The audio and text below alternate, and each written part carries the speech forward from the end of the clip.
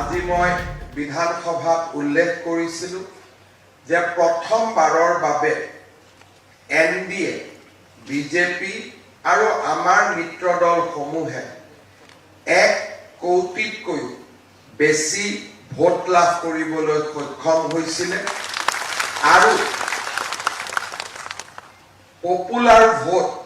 অৰ্থাৎ যিমান vote casting হৈছিল সেই ভোটৰ প্ৰায় 50% ভোট ভাৰতীয় জনতা পাৰ্টি আৰু মিত্ৰ দলে লাভ কৰিবলৈ সক্ষম হৈছিল 2016 চন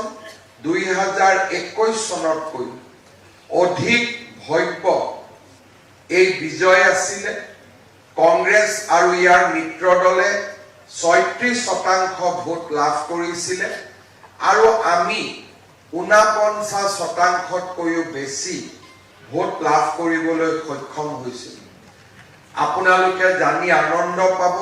গৌৰৱ অনুভৱ কৰিব জনজাতীয় লোকৰ বাবে সুৰক্ষিত প্ৰতিখন আসন 100% আসন ভাৰতীয় জনতা পাৰ্টি আৰু মিত্ৰ দলসমূহ বিজয়ী হৈছে অনুসূচিত জাতিৰ এখন আসনক বাদ দিলে আমি অনুসূচিত জাতিৰ আটাইকেইখন আসন সংৰক্ষিত আসন আমি বিজয় হ'বলৈ সক্ষম হৈছিল অসমৰ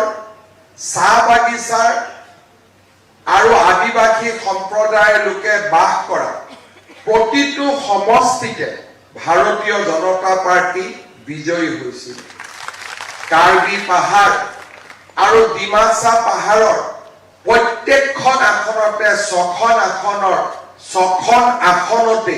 বিজেপি দল বিজয়ী হ'বলৈ সক্ষম হৈছিল কোনোবাই ভাবিব পাৰে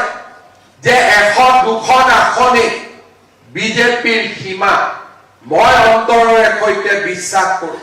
ভাৰতীয় জনতা পাৰ্টিয়ে নিজ আদৰ্শত অটল থাকি অসমৰ জনতাক সেৱা কৰি 2031 চনৰ নিৰ্বাচনত আমি ইয়াতকৈও বেছি আসন আমি পাব পাৰো